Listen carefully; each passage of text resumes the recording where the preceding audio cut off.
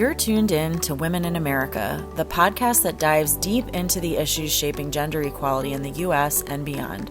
Hosted by Pari and Eve, public health professionals by day, content creators by passion, we bring you expert insights, compelling stories, and actionable strategies to push the fight for equality forward.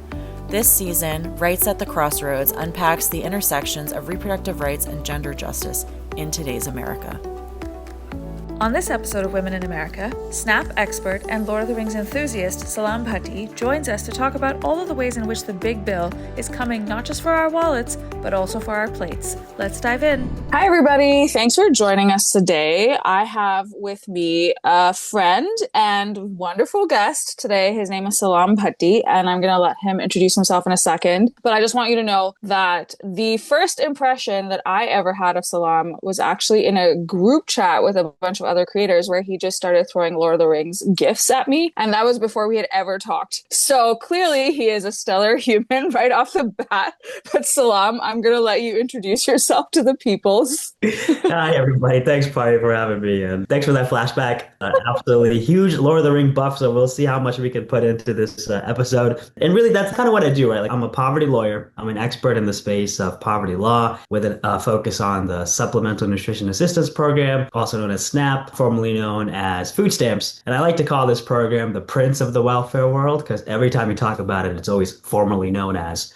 I also did a lot of work in school meals and temporary assistance for needy families, a little bit of WIC, which is Women, Infants, and Children program work as well as also being a WIC baby and also a school meals participant, a free school meals participant when I was growing up. So that's my space. I went to law school, actually, to fight for women's rights.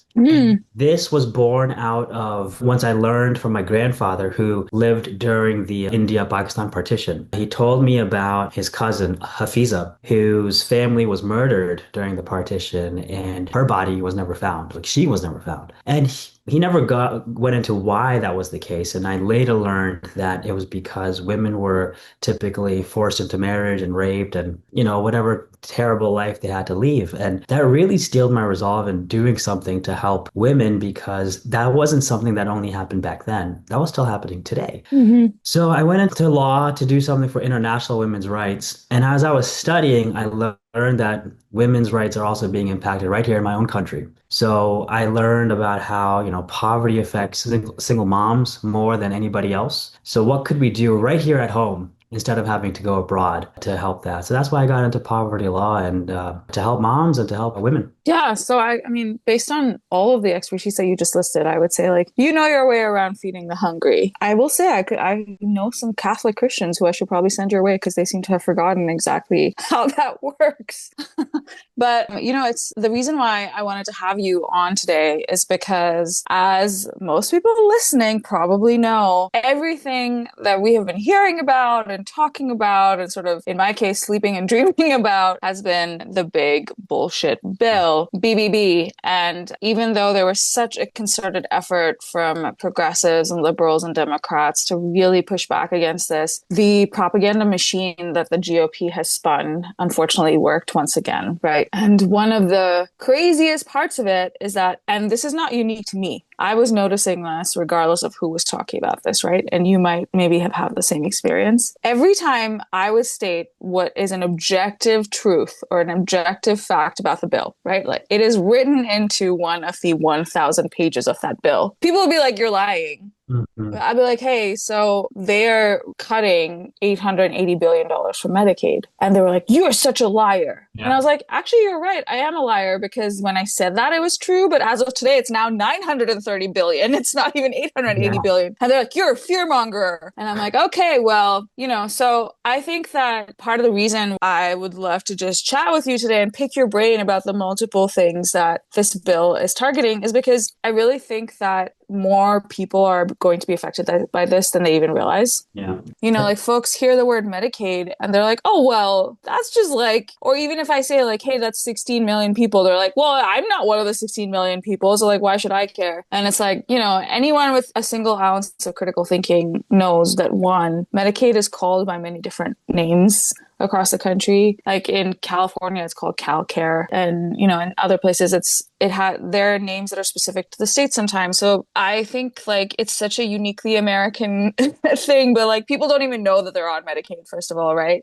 And second, I'm just using the Medicaid example because I'm on it. But if you take 16 million people and no longer give them healthcare, that does not mean that the rest of the healthcare system is going to be totally immune from this situation, right? Like rural healthcare is going to be decimated. Hospitals are going to close. I work in, you know, reproductive health and rights. We're already seeing OBGYN departments close across the country. And that was before this big bill even came into place. So my point is like, talk to me about, first of all, tell me specifically about the SNAP and food assistance provisions in the bill. Yeah, just wanted to highlight what you just said about OBGYN departments closing. I mean, these are like the labor and delivery units in rural parts of America that are closing down. And this is as a result of Republican policies. Meanwhile, Republicans are also saying people should have more babies. Yeah. How? There's no way. And this is an attack on women, not just an attack on people, not just an attack on families, but an attack on women. And it's just really upsetting. One thing that so many people don't know is that, and brace yourselves, people, 40% of all the births in the United States are covered by Medicaid.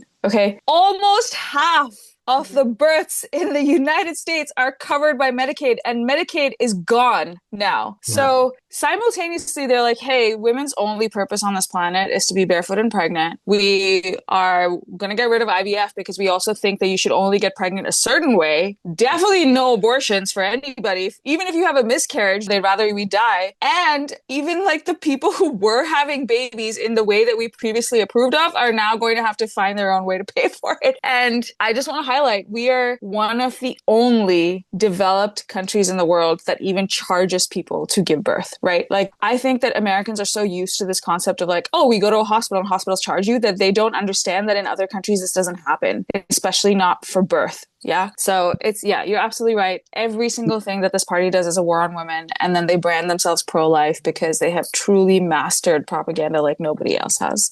I want to get to your question, but you just reminded me of the moment when I got radicalized. I studied abroad in Scotland for a year during my junior year of college, and I had to go see the doctor. I called, scheduled it, went, visited the doctor, and then I was checking out. I pulled out my wallet and I asked them how much was the visit. And they looked at me like, wait, what? Like, we don't charge for healthcare here. And I didn't like second guess them. I didn't like, are you sure? Take my money. I ran out of there. And I was just in a cluster in my head. I'm like, wait, you can have a system that doesn't charge for healthcare? Like, this can be created? And then when I did some research into it, I learned that, yeah, after World War II, the UK was like, we want to create a national healthcare program where people don't have to pay for healthcare. And so that was just like mind-boggling, that you can create systems out of nothing. You can create entire policies out of thin air. And what we have is stuff that's been created that doesn't help people. And what it shows is a broken system. And so we keep electing people or re-electing people that are just working on a broken system. So broken leaders cannot fix broken systems. And it's really time for a change. And we can create that change. We are not beholden to precedent. Just because something is 60 years old, like we'll talk about SNAP right now, but just because SNAP is, has been around, doesn't mean it's the only thing that will help. Yeah, sure, I'm a SNAP expert, but that doesn't mean I'm the SNAP cheerleader. Oh no, this program could be way better, but it could also be way better if it turned into general or guaranteed income. So that's a whole other conversation. Yeah, we should bring Andrew Yang in for that conversation.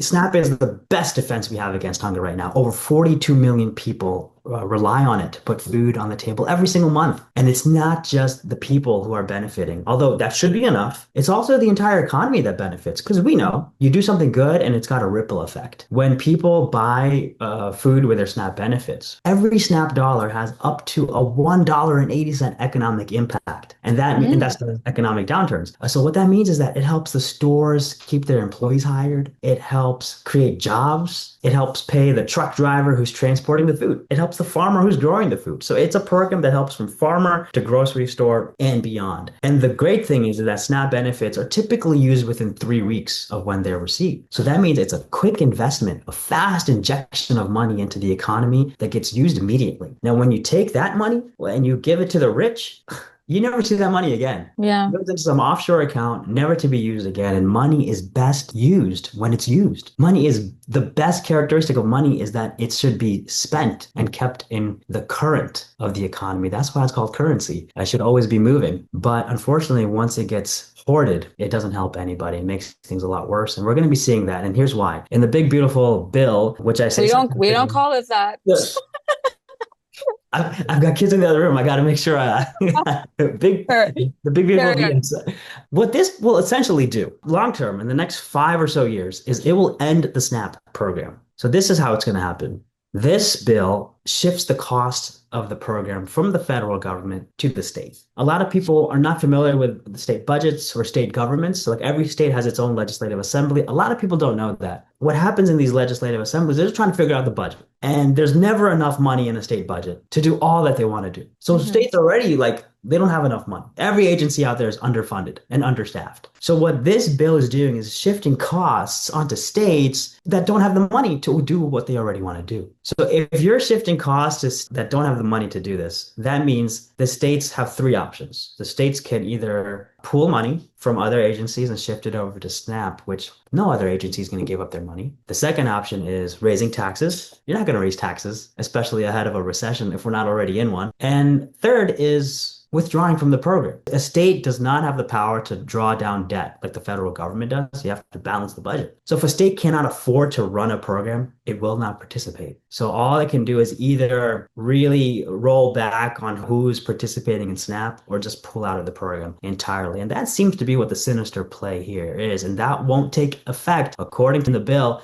until fiscal year 2028, which is after the midterm elections. It's going to be after the presidential elections as well. So that's all deliberate. They could very well make this happen next year or even as soon as the bill passes. So this is all very deliberate. That's the big thing. That's the big picture, that the SNAP program is completely in an existential crisis. There's other short-term things that are happening that are going to be affecting people and kicking them or removing them from the program. One of the big things is affecting single parents. Right now, if you have a child under the age of 18, they're considered a dependent. They're in school, they need you. What the bill does is that it changes that age of dependency to the age of, so you were saying, you're a liar because the bill's always changing. So there was various numbers that were being played around with. But if I recall correctly, the age is now 10. So if a child is under the age of 10, it was in another version the age of 7. So it could be 10, it could be 7, but I'm pretty sure it's 10. If a child is under the age of 10, they are now considered a dependent. So if they're over the age of 10, then you need to be working. You need to be working. You are not exempted from the work requirement, or it's also known as a time limit. So what that means is that if a single mom with 2 children has 2 kids over the age of 10, then she needs to be working 80 hours a month. 80 hours a week. Yeah. Oh, month. Sorry. Yeah, 20 hours a week. But okay, I am pushing back on this, right? Not from the perspective of what you're saying, from the perspective of what's in the bill. How can you expect a single mom with 2 kids who are, let's say, 11 years old each, or 11 and 13? And I say this because this is the justification that people come into my comments with. Why is it so hard to work 20 hours a week? And I was like, if you're working 20 hours a week, you're paying more to daycare for those 20 hours a week than you're even earning in those 20 hours a week. So now you are not able to parent your children because you are having to give them up to some daycare, which, I'm not saying that this is the case everywhere, but in my city, the daycares, first of all, have gigantic wait lists, okay? Because childcare is so hard to come by. Second, the price tag is absolutely batshit crazy. You have to be making way above minimum wage as a 1 parent in a 2-parent household to even make it worthwhile. So if you're a single parent, then you have to be basically making $100,000 to $150,000 a year. And then these people are out here being you should be able to work 20 hours a week. And first of all, even holding down a part-time job that is consistent and secure, it's just so unreasonable, to be oh, I swear to God, this is the part that sometimes annoys me so much about not Republican politicians, because frankly, I don't think that them as having any integrity or humanity, but about Republican people, the average American who still calls themselves a Republican, right? You will look at a written policy, you'll see the words 20 hours a week, and you'll be that's totally reasonable, right? Because you don't apply a singular ounce of practicality, critical thinking, empathy, just reason into that situation. Be actually, in real life, this is not feasible whatsoever. whatsoever. And all you're doing is making it that much harder for a person who is already in a challenging situation. Like, it's not easy to be a single parent in the US, okay? Like, nothing about our systems are complementary to that. And God forbid you are a single mom. Then it's like, not just do the systems not work, but the judgment that society places on you for literally any choice you make, right, is wild. And so I would love for you to like re-emphasize, like in one sentence, like why what the big bill says about SNAP does not make it possible for actual implementation in real life. Yeah, the policies as written, while they may look, oh, this is reasonable, it's actually sinister. And the whole goal is to remove people from the program. That's it. It's not to encourage hard work. It's to increase paperwork. That's it. That's all it is. So when the bill passed, I can speak for myself, but I'm sure it happened for everybody. There was just like this sinking feeling in my gut. And I liken it to the same feeling when, I hope your viewers have seen Avengers Infinity War. Have you seen it, Pari? Of course I have. Yeah. Okay, great. It's like probably a side note, you know, like the scene in the movie where Steve Rogers, Captain America, is like, wait, Infinity War is the one with Thanos? Yeah, but it's part one of Endgame was the second one, Infinity War. Oh, okay. Sorry. I'm talking about Endgame, so that's Okay. a spoiler. But anyway, since I'm on this train, Yeah. my favorite scene in any action movie ever probably is when it looks like the fight is lost. Everyone's down. Oh, yeah. Captain America's on his knees, and then all of a sudden he hears that voice in his little earpiece that goes on your left. And my God, no other scene has ever lived up to the emotion of that moment. Actually, sometimes when I feel really shit about America, I just go and watch that scene Yes. on YouTube because I'm like, I need to feel something. Yeah. But anyway, go back to Infinity War Part 1. So that's the thing, right? Like you saw all these Avengers movies, and no matter what drama they were going through, no matter what battles and struggles they were going through amongst each other, they were always able to unite to defeat a common foe. And so we were used to this thing where, you know, good always triumphs over evil as long as we work together and we just power ahead with that unity. So when Thanos wins at the end of Infinity War and the credits roll, it was just, everybody just felt like, oh my God, like how we tried our hardest. Everything should have worked at the end, but it didn't. And so that was what it felt like when the bill passed for me. So then it was like, all right, we take a few days to mourn and then we reorganize. You know, what we were able to build was something phenomenal. We built some powerful coalitions, people we normally wouldn't work with, whether it was private sector industry or whatever. We all came together for this common purpose, and that common purpose cannot go away. It still must remain. And what I rather hope from as we move forward here is that there was a scene in The Lord of the Rings, and also rather in the book, when Frodo is given the ring. And he's got the ring, and this is like the most powerful ring of all time, and it can create so much devastation if the one who created it, Sauron, gets it back. So he has to destroy the ring. And once he realizes that burden that's on him, he says, I wish the ring had never come to me. I wish none of this had ever happened. And Gandalf, the wizard who was talking with him, says, so do all who live to see such times. But that is not for them to decide. All they can decide is what to do with the time that is given to them. And I believe that all of us wish that we didn't live in these times, that none of this had ever happened. We all just want to just garden and have good food together, right? That's really all we want to do. We're not greedy. We don't want to acquire $1 billion. I mean, depends who you're talking about, right? Because that's why we're in this mess. The majority of us aren't. There's nobody here who's trying to get $1 billion because we know, we grew up on more money, more problems. We know that. And we just want to be able to live a good life that we can provide for our kids, and that's it. But unfortunately, the people who have that concentration of wealth are the masters of mankind and are pulling all the strings, which has resulted in what we see today. So the bill passing is not the end game, although if we get lazy, it will be. America will be on a path of destruction because, like you said, the hospitals are going to close. People are going to die as a result. You think about the domino effect of people who live in those rural parts where they now have to travel an hour or two to get to a hospital. And then what is it going to do to that hospital? Right? I mean, that hospital is also facing Medicaid cuts. And so the domino effect is not even a domino effect because it's not one after the other. It's a shockwave from a very powerful earthquake. Absolutely. In the moments where I'm like, okay, we can still do this and fight and positive attitude towards things, I remind myself that like the big bill is akin to what Roe was for reproductive rights, right? Like Roe was not the war. it was one of the many battles in a very long-standing war. It was a very significant battle, a momentous one that changed the course of the war temporarily. And I do feel like that's about the big bill. Like the reason why there was such a massive push and effort and like creators from all sorts of walks of life were coming together to talk about this. And actually even someone reached out to us in our DMs and said that they work for a hospital, and the CEO of the healthcare conglomerate actually sent a company-wide email asking people to read the bill. And like I was like, if a CEO is getting involved, then like the things are dire, because that bill actually benefits them as opposed to like the average population, right? But my point is that the big bill is a huge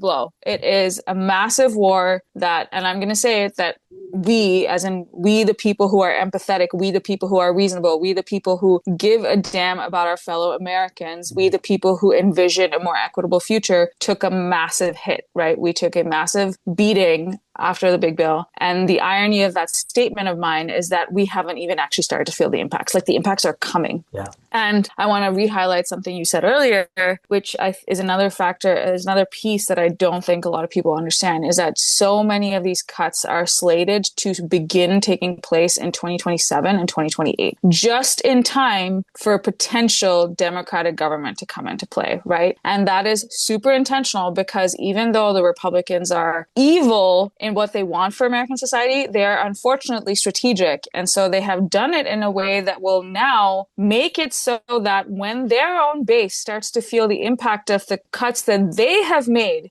because there will be a Democrat likely in government, they will be able to blame the Democrats instead, right? And so I think it is our job to, one, continue to remind people about this situation. Like, one, the situation that the entire SNAP program is at risk. Like over 42 million people are now at risk of going hungry, right? Whenever this comes into... And not just the current folks, but people who are listening right now as well, people who are not even listening, like you are one paycheck away from needing it. And it's there for you. It's not bad that you need it. That's okay. It's there because you should be able to have your basic needs met. And so it's not just the 42 million impacted now, but all the people in the future, as we go through thousands of layoffs, tens of thousands of layoffs projected in the very near future. This is there for them, and it may not be there. Yeah, thank you for saying that. That's such a great point. I was reading this analysis yesterday that was saying the average American is one paycheck away from needing social support, and then the upper middle class in America is 3 paychecks away. So that's the other thing, is that I always emphasize that second piece of the stat, because it's like, I think it's easy for people to be like, well, this is not affecting me because I've saved, I've been responsible. All the bullshit GOP propaganda that people have been fed, right? Once again, every other developed nation on earth takes care of its people, and that's not considered a bad thing. That is literally what governments exist to do. Like, the whole point of life is not to be slogging and struggling. The point of life is to be breathing in clean air and enjoying what earth has to offer, right? But we are out here like just living a very hard life because that is what our government has created. And you're right, it is about to get so much harder for people. And I can understand that, like, what I'm about to say kind of feels like really maybe like hippy dippy and against that backdrop. But the point that I was trying to make earlier is that the big bill is a battle in a very, very long war. And Republicans are much better at Democrats historically than at playing the long game. And we need to get better at standing up and saying, hey, we know that there is a longer strategy here. We need to fix our messaging. We need to fix our empathy problem. We need to fix our relatability, whatever it is, to get to a point where people are not thinking about this as like it's only for me and not for thee type situation, which is what the GOP loves to do. Speaking about Roe, Democrats had power a few times since the Roe decision happened, but they never codified it, right? Mm-hmm. That was a huge mistake. And now we are where we are. So similarly, we have to really be absolutely intentional and deliberate to get Democrats back into power, to get them into the majority, but also to remind them that this new normal does not mean it's okay. We really need to make sure that we protect and strengthen the future. Now, this does not mean that we just press Control Z to everything Trump did, or if you're an Apple user, Command Z, but really make something better. There's going to be a scorched earth before us. So how do we build something even better? We don't have to have 12 bills come in to undo all the SNAP stuff. We don't have to put in another dozen for all the Medicaid stuff. And, later this year, there's going to be a farm bill that also looks over other federal nutrition programs. which are going to likely be axed. So we don't need another 100 bills to undo all these things. And that takes a lot of time.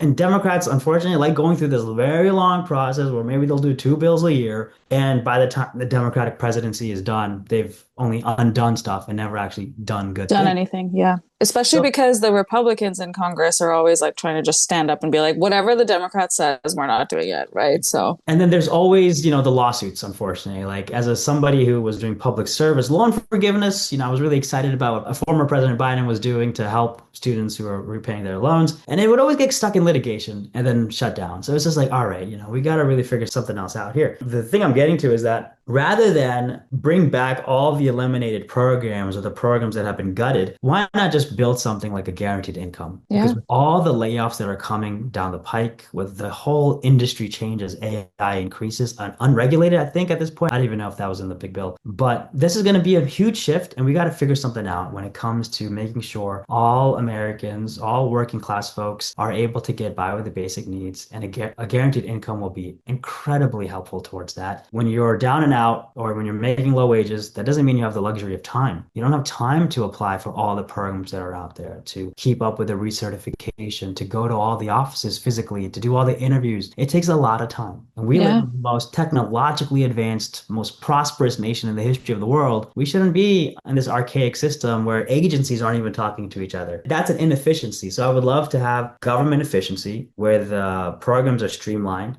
Doesn't mean we need to keep the things that we have, but we can build something even better. Yeah, I appreciate that lens so much, because the beauty of not being a cult, right, is that you can actually criticize your leaders. And so even though you and I rally for the Democrats every day, we know that there's so many things that they can do better and do differently. And this is one of them, is that we are unfortunately at a point where things are being destroyed by the current administration. So why don't we take stock of like, okay, instead of rallying for what used to be and we already knew wasn't really working, let's create something better. And I think that is such a beautiful way to wrap up. And so Salam, why don't you go ahead and tell the people where they can find you on all platforms and plug yourself. Cool. Well, when you said where you can find me, I was about to give out my address, but then you said platform. So I'm like, all right, cool. Yeah, that makes more sense. My handle on all social media is Salam Bhatti VA. That's spelled SALAA. That's 2 A's. MBHATTIVA. And also my website, salambhatti.com. It's my Substack where I push out, the issues of the time in regards to how we are all a paycheck away from poverty and what you can do. It's always about, here's the problem and here's how you are part of the solution. Here's what you can do. So that's SALAAMBHATTI.com. Thanks for tuning in to this episode of Women in America. While the big bill is undoubtedly a big blow to the fight for equality, it also presents an opportunity for reset and revolution. If you enjoyed this episode, share it with your network, and don't forget to subscribe wherever you get your podcasts. For additional resources, follow us on social media at Gemma_talks. See you next week.